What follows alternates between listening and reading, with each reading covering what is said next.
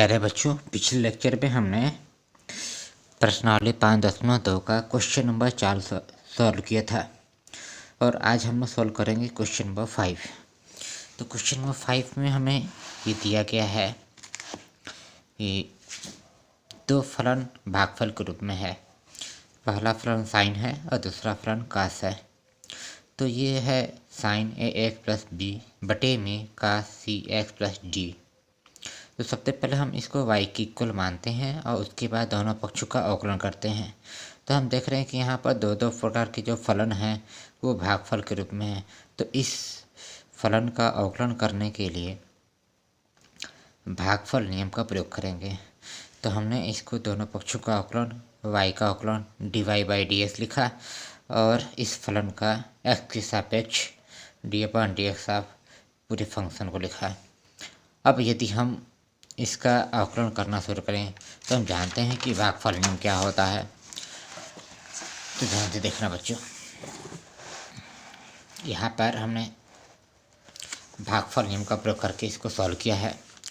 सबसे पहले आप क्या करो, भागफल नियम में ये कहता है कि हर इंटू अंश का अवकलन x के सापेक्ष माइनस अंश इंटू हर का अवकलन x के सापेक्ष। ठीक है। अब पूरे के बटा में हर का होल वर्ग होता है, जो कि ये आपका फार्मूला है।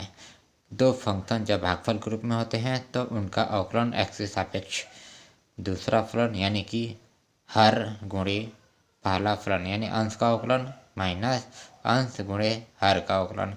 अब पूरे के बटे में हर का होल वर्ग यानी दूसरे फलन का होल वर्ग। तो ऐसे ही हमने यहाँ पर फार्मूला अप्लाई कर दिया। अब क्या करोगे कि यहाँ पर साइन ए एक्स प्लस बी का जब अवकलन करेंगे तो सबसे पहले ये बात ध्यान रखो कि साइन ए एक्स प्लस बी का फार्मूला तो हमारे पास नहीं है, बल्कि साइन का फार्मूला है। अगर साइन का फार्मूला है तो साइन का अवकलन लिख देंगे कास और जो एक्स के स्थान पर है उसको वैसे लिख दिया जाएगा। अब जो एक्स के स्थान पर लिखा है उसका फिर से एक्स के सापेक्ष अवकलन करते हैं। ठीक है। और ये दोनों अपने आप में प्लस से जुड़ा हुआ है, तो इनको बारी बारी से हम लोग अवकलन करेंगे। फिर लगाया माइनस साइन ए एक्स प्लस बी। अब दूसरे फलन का अवकलन यानी कि कास सी एक्स प्लस डी। तो हमारे पास कास का अवकलन सूत्र है, लेकिन कास सी एक्स प्लस डी का फॉर्मूला नहीं पता है। तो कास का अवकलन माइनस साइन होता है और पूरा एक्स के स्थान पर लिख दिया। और जो एक्स के स्थान पर है यानी जो एक्स का काम कर रहा है उसका फिर से एक्स के सापेक्ष अवकलन करते हैं। ठीक है। पूरे के बटे में हर का होल वर्ग, जो हर में लिखा था उसका होल वर्ग वैसे ही लगाए रखा है। अब ध्यान से देखो, अब यहाँ पर कास सी एक्स प्लस डी को वैसे लिखा हूँ और ए एक्स का अवकलन ए होता है और बी का अवकलन अचर मानते हुए बी का अवकलन 0 होता है। तो a प्लस 0 लिख दिया। ठीक है। इसके बाद प्लस करके साइन ए एक्स प्लस बी लिखा वैसे ही, और ये जो दोनों माइनस है इन दोनों को माइनस में माइनस का गुणा करके प्लस कर दिया। अब यहाँ पर साइन सी एक्स प्लस डी को नोट करके सी एक्स का अवकलन सी होता है और डी जो कि अचर है इसका अवकलन 0 होता है और हर का होल वर्ग लिखे रहा है।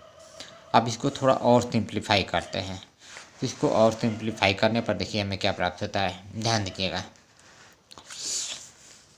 यहाँ से ए में 0 जोड़ने पर हमें ए प्राप्त होगा, तो उसको मैंने आगे लिख दिया और ये वैसे ही हमने नोट कर लिया। ठीक है। प्लस यहाँ से सी में 0 जोड़ने पर सी प्राप्त होगा, उसको आगे लिख लिया और साइन ए एक्स प्लस बी को लिख करके साइन सी एक्स प्लस डी लिख दिया। अब चाहो तो जो आपका ये पूरा अवकलन समाप्त होता है तो आपका वहीं पर आंसर आ जाता है। अगर आप चाहते हो कि इसको और सिंप्लीफाई कर लिया जाए या बुक के आधार पर जो आंसर दिया है उतना प्राप्त किया जाए, तो आप इसमें कुछ नियमों का प्रयोग करके, जो कि त्रिकोणमितीय फलनों के सूत्रों का प्रयोग करके इसको बुक के आधार पर आंसर के बराबर ला सकते हो। तो हमने इसको देखिए सिंप्लीफाई किया है कि जब ये दो पद है, यहाँ से लेकर के पूरा एक पद और यहाँ से लेकर के पूरा दूसरा पद, इन दोनों पदों में इस से भाग दिया गया है। मतलब हम इसको दो पदों में तोड़ सकते हैं, यानी दो भिन्नों में तोड़ सकते हैं। तो हमने इतनी की बटे में ये पूरा काश सी एक्स प्लस डी और काश सी एक्स प्लस डी इनको लिख दिया यहाँ पर। और वैसे यहाँ पर पूरे की पावर 2 है तो मैंने इसको 2 बार लिख दिया ताकि कुछ सिंप्लीफाई कर सकें। तो इस पूरे को हमने दो भिन्नों में तोड़ दिया। ठीक है, यहाँ से लेकर के यहाँ तक जो लिखा है उतने के बटे में काश सी एक्स प्लस डी काश सी एक्स प्लस डी ऐसे लिख दिया। अब ध्यान से देखो, यहाँ से काश सी एक्स प्लस डी से काश सी एक्स प्लस डी कैंसिल हो जाएगा। ऊपर बचेगा ए काश ए एक्स प्लस बी और नीचे बचेगा काश सी एक्स प्लस डी। इनको हम लोग डिवाइड नहीं कर सकते क्योंकि यहाँ पर कोण अलग अलग है। इसका कोण ए एक्स प्लस बी है और यहाँ सी एक्स प्लस डी है जो कि अलग अलग है, इसलिए हम इसको कटाएंगे नहीं। इसी प्रकार से यहाँ पर ये जो देख रहे हो कि सी एक्स प्लस डी और यहाँ भी सी एक्स प्लस डी है, तो यदि हम साइन अब बटे में काश को टेन लिखते हैं तो ये छोटा बन जाएगा। और यहाँ पर साइन ए एक्स प्लस बी को मैंने वैसे ही नोट किया और ये जो काश सी एक्स प्लस डी है ये 1 में काश सी एक्स प्लस डी के लिए हमने लिख दिया सेक सी एक्स प्लस डी। और ये साइन बटे में काश को हमने लिख दिया tan सी एक्स प्लस डी, क्योंकि इन दोनों की एंगल क्या है, इक्वल है, इसलिए हमने इसको इसके साथ ले लिया जो कि tan के रूप में बदल गया है। और यहाँ पर साइन ए एक्स प्लस बी के एंगल का कोई यहाँ पद नहीं है, इसलिए इसको अलग रखा रहा। और ये जो देख रहे हैं 1 में इतना मानते हुए, समझिएगा 1 में इतना मानते हुए हम जानते हैं कि 1 काश जो होता है वो होता है सेक थीटा, तो थीटा के स्थान पर पूरा सी एक्स प्लस डी लिख दिया। ठीक है, और इसी प्रकार से यहाँ पर जो काश ए एक्स प्लस बी है उसको नोट करके 1 में यहाँ पर इस काश सी एक्स प्लस डी का मतलब 1 में काश सी एक्स प्लस डी को लिख सकते हैं सेक सी एक्स प्लस डी, क्योंकि ये पूरा एक्स के स्थान पर काम कर रहा है। तो 1 में काश एक्स बराबर होता है सेक एक्स, तो एक्स के स्थान पर जो भी लिखा हुआ है उसको वैसे नोट कर लिया और इस प्रकार से आपका ये फाइनल आंसर आ गया जो कि आपके एनसीईआरटी के बुक की किताब के आधार पर है। तो इस प्रकार से क्वेश्चन नंबर 5 को हल कर सकते हैं। तो अब इसी प्रकार से एक और हमारे पास क्वेश्चन है, यदि आपको ऐसे क्वेश्चन दे दिए गए तब क्या करेंगे। अगर आपको ऐसे क्वेश्चन दे दिए जाते हैं तो सबसे पहले आप क्या करोगे कि इसको y के इक्वल मानने के बाद ये जो 2 घात लिखा हुआ है इसको हम साइन एक्स पावर 5 की पूरी घात 2 लिख सकते हैं। अब x के सापेक्ष अवकलन करते हैं तो y का अवकलन dy बाई डी एक्स और यहाँ पर पूरे फंक्शन का x के सापेक्ष अवकलन करेंगे। तो आप देख रहे हो कि इस अंदर में 2 प्रकार के फलन गुणनफल के रूप में है ना। तो इन दोनों में से किसी एक को पहला फलन और दूसरा फलन मान सकते हैं। तो यहाँ पर हमारे लिए एक गुणनफल नियम लागू किया जाएगा, ठीक है, जिसको हमने आपको बताया था गुणनफल नियम। गुणनफल नियम में पहला फलन इनटू दूसरे फलन का x के सापेक्ष अवकलन प्लस करके दूसरा फलन इनटू पहले फलन का x के सापेक्ष अवकलन। अब ध्यान से समझो, इस बात को बहुत ध्यान समझना। यहाँ पर साइन एक्स की पावर 5 की पूरी घात 2 है, तो हम इसको कैसे अवकलन करेंगे जबकि पूरी की पावर 2 है। इसका मतलब अगर इसको कुछ समय के लिए x माने तो ये बनेगा x की पावर 2, यानी हम इसको x की पावर n के रूप में अवकलन करेंगे, जो कि नियम होता है x की पावर n का अवकलन बराबर n पावर को आगे लाते हैं और x की पावर 1 कम करके लिखते हैं।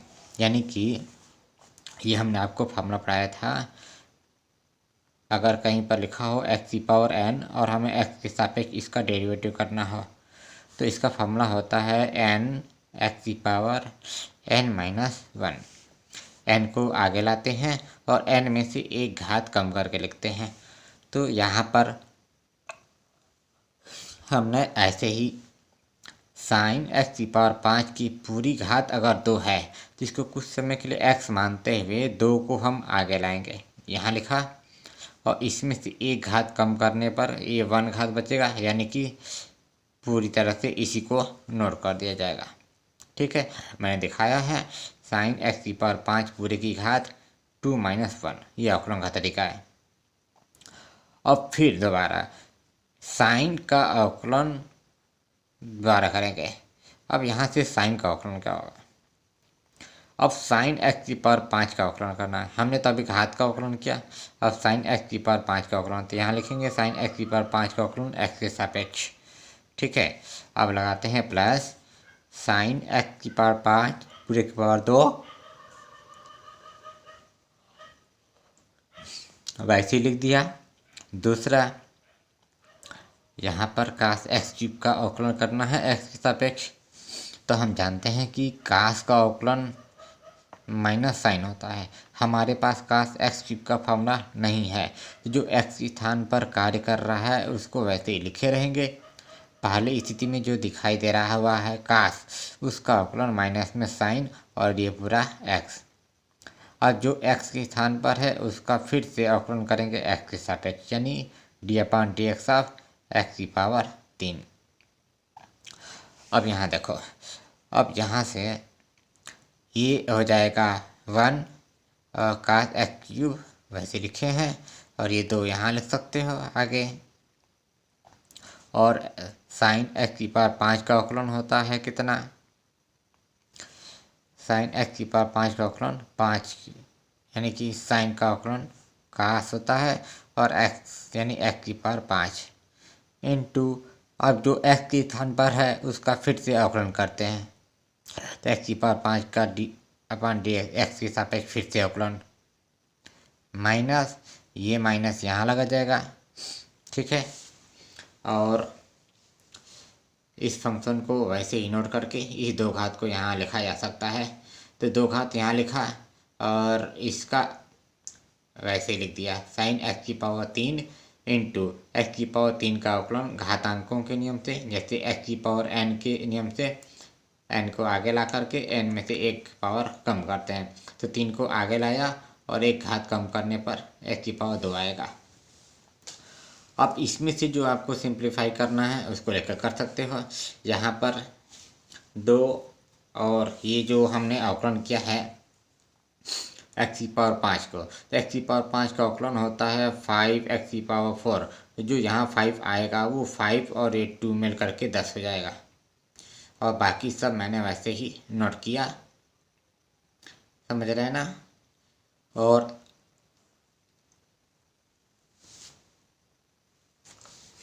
साइन एक्स की पावर 5 को यहाँ पर लिख दिया। अब इस वाले में ये 3x² को हम लोग आगे लिख सकते हैं, और साइन स्क्वायर एक्स की पावर 5 यहाँ पर और साइन एक्स की पावर 3 यहाँ पर, ये आपका फाइनल आंसर आ जाएगा। ठीक है, अब चलते हैं क्वेश्चन नंबर 7 पर। तो प्यारे बच्चों, अब आते हैं क्वेश्चन नंबर 7 पर। ये भी एक अलग प्रकार का क्वेश्चन है। इस क्वेश्चन में लिखा है 2 वर्गमूल में काट x², तो इसको हमने y के इक्वल माना और दोनों पक्षों का x के सापेक्ष अवकलन करने पर y का अवकलन d/dx ऑफ y और 2 रूट में काट x² का अवकलन और d/dx। और ये जो लिखा हुआ है वर्गमूल, इस वर्गमूल को हम लोग पूरे की पावर लगा सकते हैं 1/2। ठीक है, क्योंकि गणित का मतलब होता है 1/2। अब इस वाले फंक्शन का अवकलन करना है, तो 2 को बाहर रखते हुए 1/2 को घातांकों के नियम से अवकलन करेंगे, तो 1/2 आगे आएगा और इसमें से 1 कम करने पर कितना प्राप्त होगा? 1/2 में इसमें 1 कम करने पर माइनस में 1/2। ठीक है, 2 को वैसे लिखे हैं गुणे 1/2 को आगे लाया और एक घात कम किया, तो कम करने पर कितना आएगा? माइनस में 1/2, यानी काट x² की पूरी पावर माइनस में 1/2। समझ रहे हैं ना। इसके बाद ये जो काट का अवकलन अब करना है, क्योंकि अभी तक हम लोगों ने घात का अवकलन किया। तो घात का अवकलन यहाँ काट एक्स स्क्वायर की पूरी पावर माइनस में 1/2 आ गया। अब इस काट एक्स स्क्वायर का अवकलन यानी इसके अंदर वाले व्यंजक का, तो लिखा d/dx ऑफ काट एक्स स्क्वायर। अब काट का अवकलन हम लोग को पता है क्या होता है, कोसेक स्क्वायर एक्स होता है। तो यहाँ लिख सकते हैं 1/2 माइनस में, इसको वैसे हमने नोट कर लिया। अब काट एक्स स्क्वायर का अवकलन minus cosec square x square, x के स्थान पर एक्स स्क्वायर है तो यहाँ भी एक्स स्क्वायर रहेगा। अब जो एक्स स्क्वायर है यानी एक्स के स्थान पर जो एक्स स्क्वायर है उस फंक्शन का फिर से डेरिवेटिव करेंगे एक्स के सापेक्ष, यानी एक्स स्क्वायर का अवकलन 2x हो जाएगा। ठीक है, 2 को आगे लाते हैं और एक घात कम करोगे तो 1 आएगा। तो इस प्रकार से जो आपका ये डेरिवेटिव ख़त्म हुआ, आपका आंसर हो यही वाला होगा। ठीक है, अगर आप चाहते हो कि इसको कुछ सिंप्लीफाई कर लो तो सिंप्लीफाई करने के लिए आपको क्या करना पड़ेगा, काट एक्स स्क्वायर की पावर माइनस में 1/2 का मतलब है इसको हम लोग बट्टे में ला करके काट एक्स स्क्वायर की पूरी पावर 1/2 लिखेंगे। और दूसरा cosec square x square into d/dx of x square, तो एक्स स्क्वायर का अवकलन 2x होता है। ठीक है, यहाँ लिखा हूँ 2x, और ये जो देख रहे हैं आप माइनस माइनस है, तो यहाँ पर कोसेक स्क्वायर एक्स स्क्वायर का फार्मूला जो भी होगा, या इसको हम लोग साइन और कास के पद में बदल देंगे। तो यहाँ से हमने इसको साइन और कास के पद में ऐसे लिखा, कास एक्स स्क्वायर बटे में साइन एक्स स्क्वायर वर्गमूल के अंतर। अब -1/2 का मतलब ये नीचे आ चुका है। जब भी इसको बटे में लाते हैं तो वर्गमूल से संकेत में बदल जाता है। ठीक है, 1/2 से वर्गमूल में। अब यहाँ से 2x बटा में इस फंक्शन को लिखा इंटू इस फंक्शन का अवकलन कर रहे हैं, सॉरी इस फंक्शन का, तो इस फंक्शन का करो। इस फंक्शन का मतलब ये 1/2 आगे आते हैं और इसको लिखते हैं cosec square x square into जो एक्स स्थान पर है उसका फिर से डेरिवेटिव एक्स के सापेक्ष। ठीक, अब इसका अगर फिर से डेरिवेटिव करोगे तो किस फार्मूला से, कोसेक स्क्वायर एक्स स्क्वायर का डेरिवेटिव तो नहीं होगा, बल्कि हम इसको लिख सकते हैं 1/2 में साइन स्क्वायर एक्स स्क्वायर। आप सोचो कि ये जो कोसेक स्क्वायर एक्स स्क्वायर लिखा है इसका हम लोग फार्मूला लिख सकते हैं 1/2 में साइन स्क्वायर एक्स स्क्वायर। ठीक है, और एक्स स्क्वायर का अवकलन होता है 2x, तो इसको हमने यहाँ पर लिख दिया। ठीक, अच्छा, और ये जो -1/2 है ये माइनस यहाँ लगाया हूँ, इस बात का ध्यान रखेंगे। अब ध्यान समझिएगा क्या करना है। अब काट एक्स स्क्वायर को हमने साइन बाई कास में बदल दिया है, कास बटे में साइन, सॉरी काट बटे में साइन, यानी कि काट एक्स स्क्वायर बराबर होता है कास एक्स स्क्वायर बटे में साइन एक्स स्क्वायर। अब पूरा 1/2 का मतलब वर्गमूल के अंदर गुणे इस फंक्शन को लिख दिया। अब माइनस में 2x बटे में, यहाँ से देखो कि मैंने क्या किया, यहाँ से एक काम करना है, माइनस में 2x तो वैसे ही है, लेकिन ये कास एक्स स्क्वायर ऊपर वाला है और नीचे वाला व्यंजक को दिख रहे हो। अगर हम इस साइन एक्स स्क्वायर को ऐसे लिख दें पूरी की पावर 1 के रूप में, तो यहाँ पर साइन स्क्वायर एक्स स्क्वायर का मतलब क्या है, साइन स्क्वायर एक्स स्क्वायर का मतलब है साइन एक्स स्क्वायर की पूरी पावर 2। तो यह 2 घात, जबकि इसको पूरी पावर 2 घात लिखोगे तो इसकी 2 घात और इस पूरे फंक्शन की 1 घात दोनों मिलकर के क्या हो जाएंगे, घट जाएंगे, क्योंकि दोनों क्या हैं, एक जैसे हैं। तो यहाँ पर -2x अपान में कास एक्स स्क्वायर लिख करके ये वाला, और इसको अगर ऊपर ले जाते हो, इस पूरी की पावर 1 है, 1 को ऊपर ले जाते हो, इसमें एक घात जुड़ जाएगा। तो जुड़ने का मतलब ये है पहले से कितना, 2 घात, और यहाँ पर इसकी पूरी पावर है 1 घात, तो 2 और 1 मिला करके 3 घात। अब बटे में लिख देंगे 2। ठीक है, अच्छा, अब ध्यान से समझिए अब क्या कर रहा हूँ। अब यहाँ पर हमने क्या किया कि